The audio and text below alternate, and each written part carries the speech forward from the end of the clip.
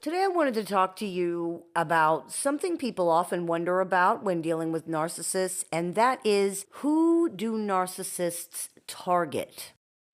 There's a lot of information out there about this subject, but the reality is, in some ways, narcissists target everybody, which is to say they really target nobody. They will go with whatever works, and in the end, they run the same game on everyone. That being said, there are definitely things that will catch a narcissist's attention. There are those who insist narcissists are intentionally hunting for these things. Some probably are and some probably are not, but it really doesn't matter in the end because it attracts their attention either way. Whether they're doing it on purpose or whether they're not is really irrelevant. People who attract a narcissist's attention are people who obviously don't have boundaries, people who respond to or make bids for attention, people who respond to negativity or engage in negativity routinely, people who respond to or make bids for sympathy, people who try to take care of other people or want other people to take care of them, people who take more responsibility than they should for relationships, for other people, just in general, and people who put themselves aside for others or expect other people to do that for them. People might find this list a little bit surprising because most information states that narcissists are attracted to people who are very successful or very attractive or have things that the narcissist doesn't have. That's certainly true, but it's important to remember that literally everybody has things that the narcissist does not have because this literally refers to anything.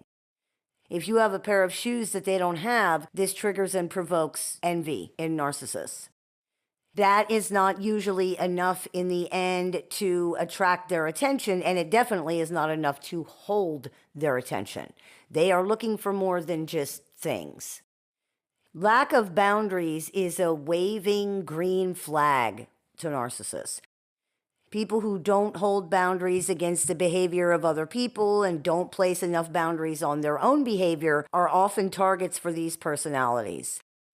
Examples of a lack of boundaries in this context may be attempting to caretake other people, sharing too much information too early, trusting other people inappropriately, investing too much in external validation and what other people think, taking responsibility for the problems, actions, or emotions of other people, being overly conscientious, people-pleasing behaviors.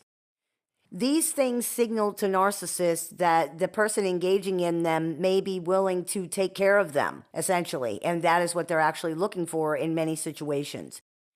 They want someone who will give them an unconditional relationship where they're not held responsible or accountable for anything, and where the other person carries all of the burden. They may not consciously realize that, of course. They may definitely be attracted initially by things that are more superficial, such as money or looks. But without these other things, there's no reason for the narcissist to be truly interested because the relationship won't work. They're not going to get what they're looking for. A person with strong boundaries does not appeal to narcissists because a person with strong boundaries cannot be manipulated to do the things that a narcissist needs from a relationship. Again, the narcissist may or may not consciously realize that, but the fact still remains that the relationship is not going to go anywhere. That's not to say that narcissists are not attracted to strong or fiery people. For example, on the contrary, they can be, and many are, but a person can be strong and fiery but still have poor boundaries. So it's important to understand exactly what we mean whenever we're saying not having strong boundaries. We're not talking about someone who is not a strong or fiery person. The reality is, these relationships violate boundaries from the very beginning. Love bombing violates boundaries. And for example, a person with strong boundaries is likely to reject love bombing behavior. Instead of finding it flattering or exciting, they tend to experience it as intrusive and overbearing. They find someone wanting to monopolize their time off-putting or even scary. They find someone heaping disproportionate praise and compliments on them unsettling, and they react to someone reporting such intense emotion so quickly with extreme caution, if not outright suspicion. The relationship can't get off the ground because this immediate rejection of the narcissist stops it. They might keep trying in an attempt to wear the person down, but if a person has strong boundaries, it's not going to go anywhere because the person with strong boundaries prevents that. Becoming more assertive if they need to do so, and letting the narcissist know in no uncertain terms that their behavior is unwanted and unacceptable. The narcissist in your life may even have stories of people with strong boundaries, casting these people in a very negative light and depicting them as cold, cruel, selfish, uncaring, or otherwise wrong or bad somehow. A lot of the things that attract a narcissist's interest can be categorized broadly under being overly conscientious. Trying to be so fair to other people that you are unfair to yourself, trying to be, quote, nice to people instead of being honest, trying so hard not to hurt someone's feelings or upset them that you agree to do things that you really don't want to do, trying so hard not to judge that you ignore your own basic observations about somebody, trying too hard to give someone the benefit of the doubt, even in situations where you should not do that or where you already have. Trying so hard to understand where someone is coming from that it leads to accepting or even making excuses for someone's harmful behavior. Trying so hard to be forgiving that you end up tolerating ongoing mistreatment and ongoing harmful behavior. These things can be exploited by narcissists, and many times when this is discussed, it's described as the narcissist targeting people's light and their goodness. The reality is that these things are not actually examples of goodness at all. They are conditioned responses. Certainly, these things as concepts are wonderful, but when taken to extremes in practice, they're harmful. Most of us try to be fair, for example, but there is never a situation where you're supposed to be so fair to other people that you're being unfair to yourself. Or a situation where you're supposed to just tolerate harmful behavior from other people because they have a really good reason for being abusive, or for any other reason for that matter. There is never a situation where you are supposed to act against your own best interest, ever. Despite what some people may believe, this is not ever anybody's quote-unquote true nature, because to act against one's own best interest is not natural for any organism. The biological imperative is survival.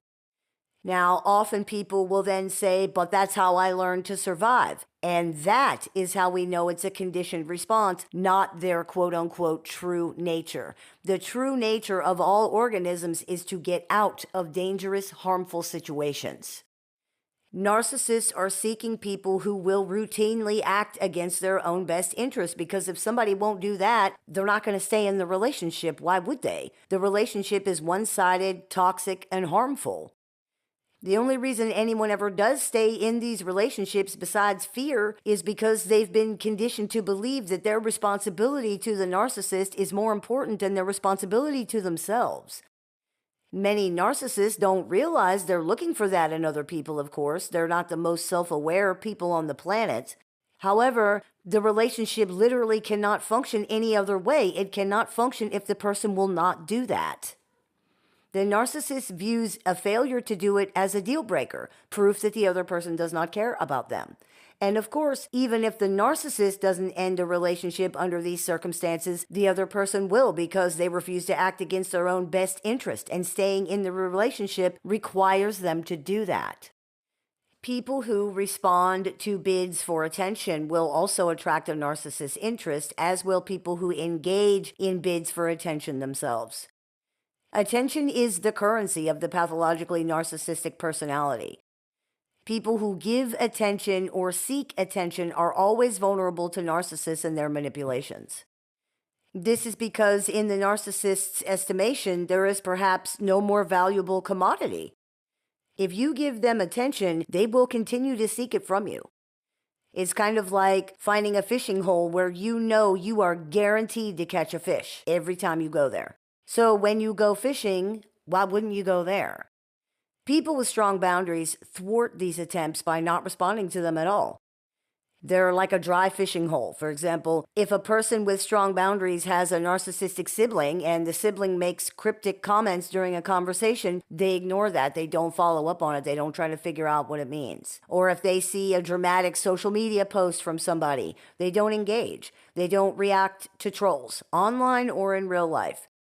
When someone becomes offended and storms off in a huff, people with strong boundaries don't run after them asking what's wrong. This rejects that bid for attention, and as a result, it dries up a narcissist's interest. They are not interested in people who don't react to their BS. People with strong boundaries also don't do these things themselves or engage in passive attempts to get people's attention. These things invite toxic personalities, especially narcissists, who are usually very willing to give people attention in order to get some in return. This is related to something else on our list, which is responding to or engaging in negativity. This is not about toxic positivity. This is not a toxic positivity thing. This is about actual negativity.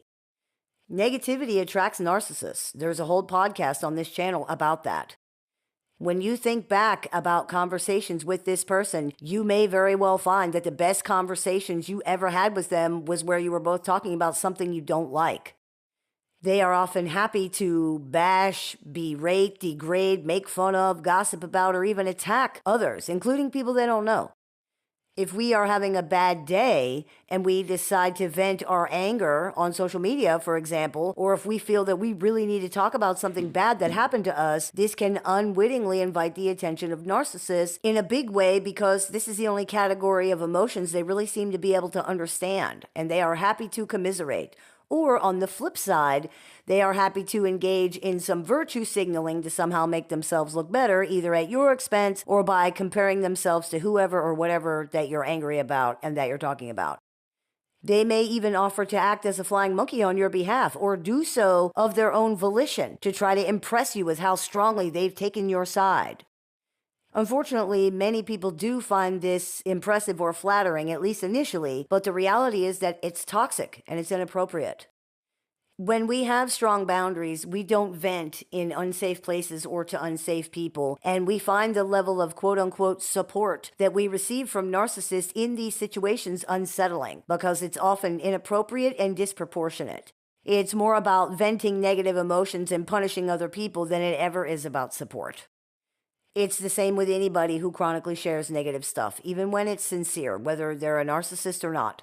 We need to have boundaries around offering support appropriately if we decide that it's appropriate to offer any support at all. To not do so creates a vulnerability to narcissists and other toxic personalities who use things like that as a way to find good fishing holes. And again, it's important to remember that offering unboundaried support is not a virtue. It's not a badge of honor. Having boundaries around these things is not doing something wrong. Affix oxygen mask to self first before helping others, right? You can't pour from an empty cup. Having boundaries keeps these interactions safe.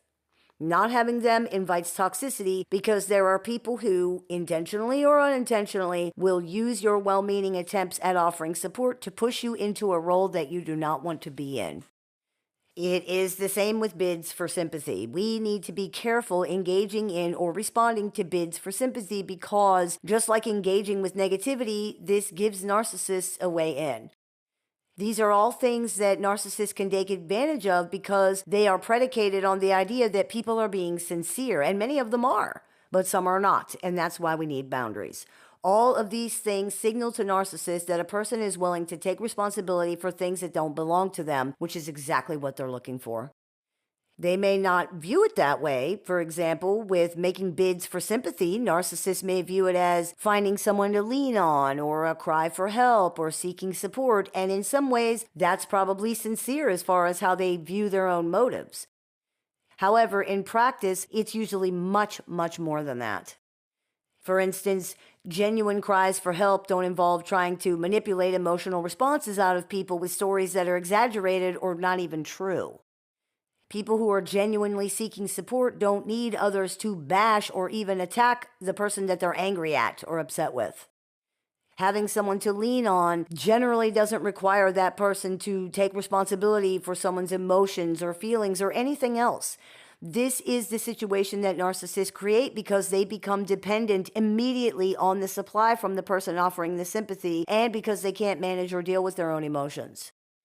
People who are sincerely offering support in these situations often find themselves dragged into drama or problems, ensnared in situations they don't want to be in, pushed into a role that they never wanted or didn't anticipate, and now feel unable to get out of without there being some kind of huge problem.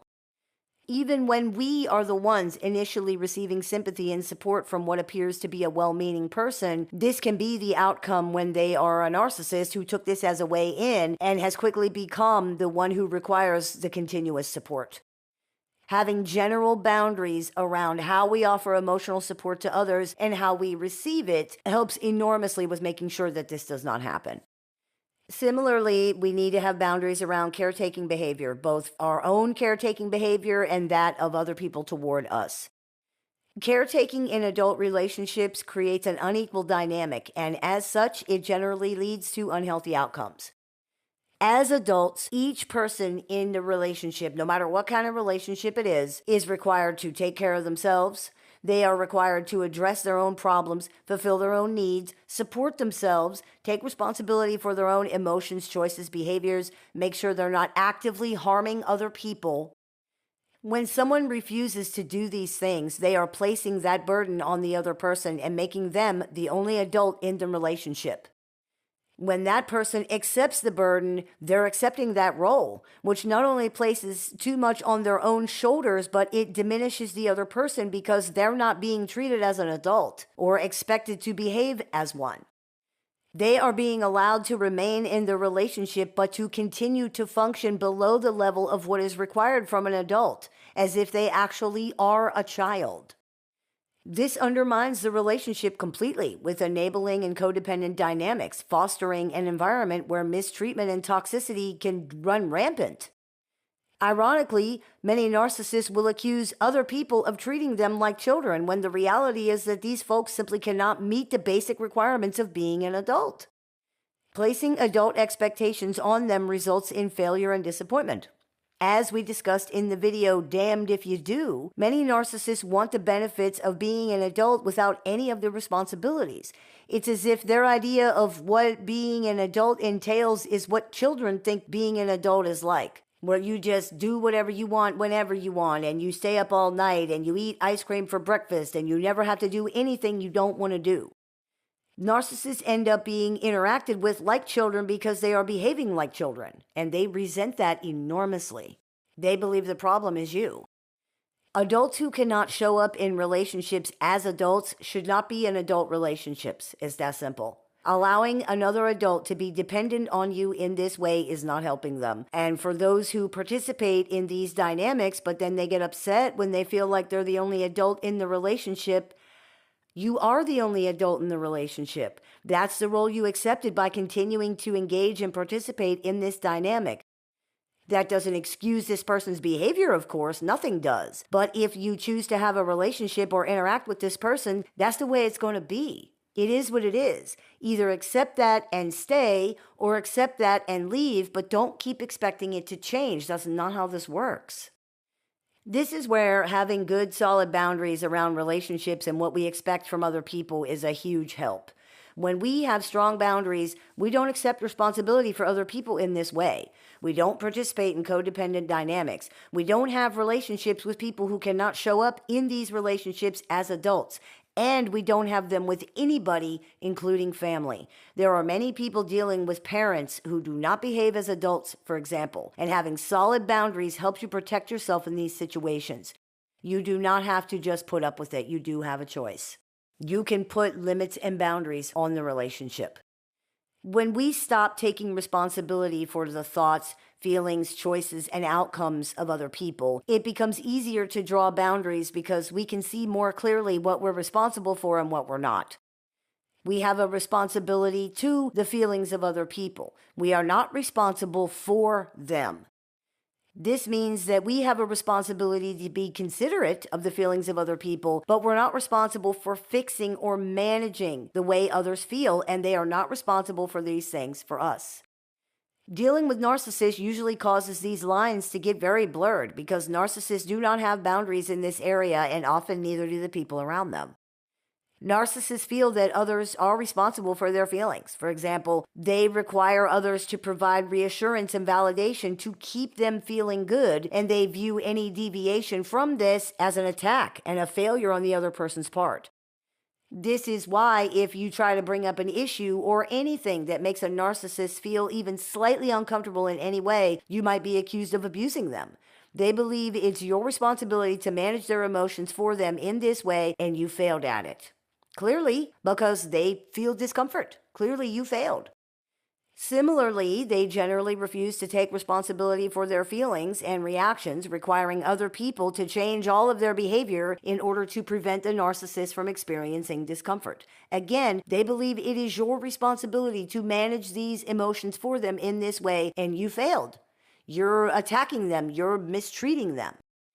When you fail in these areas, and you will, because it's not possible to manage the emotions of another person in this way, you will be punished and you will be blamed.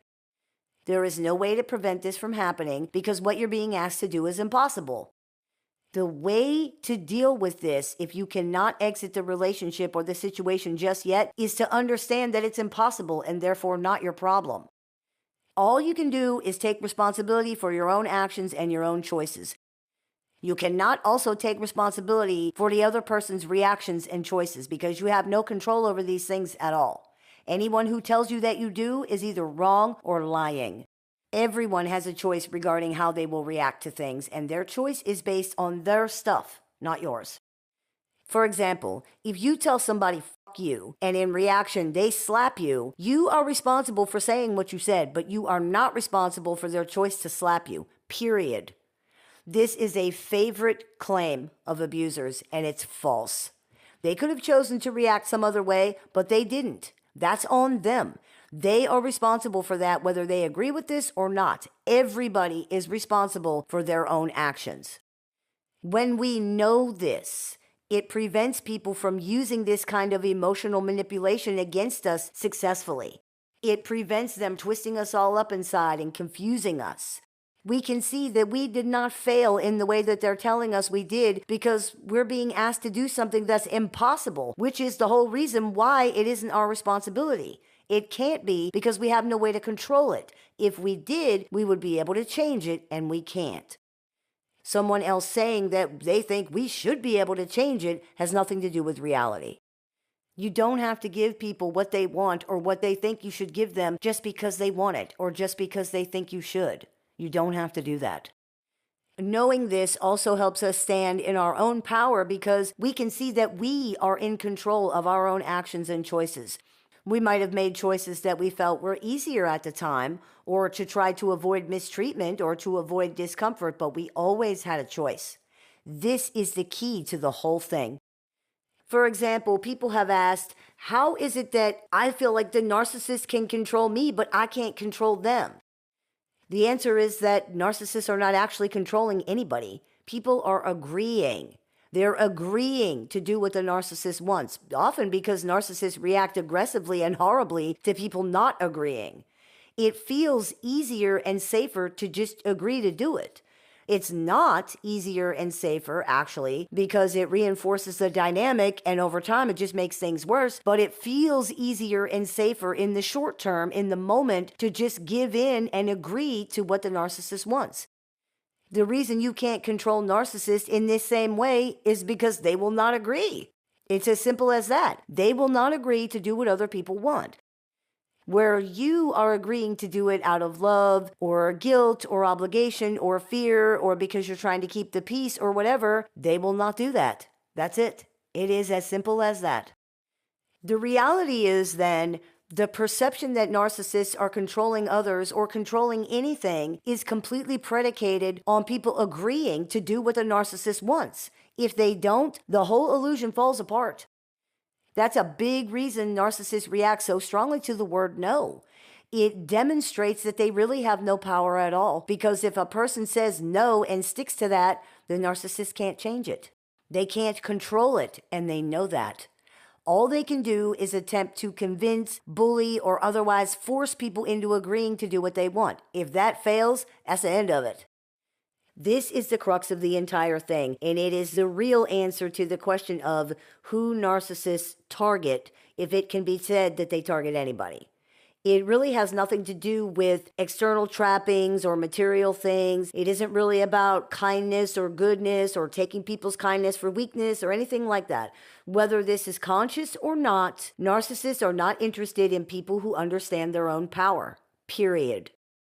It can come across in different ways. They might say they find these people rude, mean, stupid, uncaring, have a superiority complex, intimidating, scary, cold, hard, or any other negative impression. But the real reason is that people who see and understand their own power do not buy into the illusion that a narcissist has any power over them.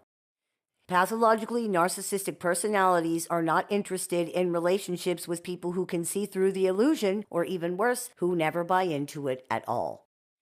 Even more to the point, they're not really capable of functioning in that kind of relationship anyway. Narcissists need people around them who will take the blame, take the fall, take the responsibility for everything. This is absolutely a requirement for having any kind of relationship with a narcissist. And if you think about whatever relationship with whatever narcissist in your life, you will see that this is 1,000% true. People who recognize and own their own power are simply not good candidates for this because they won't do it. They do not buy into the idea that they're somehow responsible for this adult person, or the premise that the narcissist is the only person who has any power in the relationship or in the situation. They don't buy into that. In the book Needful Things, the evil entity disguised as a shopkeeper was asked why he didn't just approach the sheriff himself. His answer was that in every town there are a few people they call a hard sell. Meaning he doesn't even try to sell his poison items to these people because they will just never buy them. Or by extension, what he's really selling. Now, a hard sell is actually an aggressive sales approach, not a person who won't buy. But to borrow the book's usage of this phrase, narcissists come to view people who own and recognize their own power as a hard sell.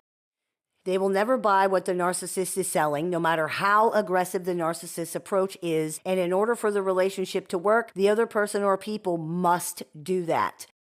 They must buy into the illusion, or there is no illusion.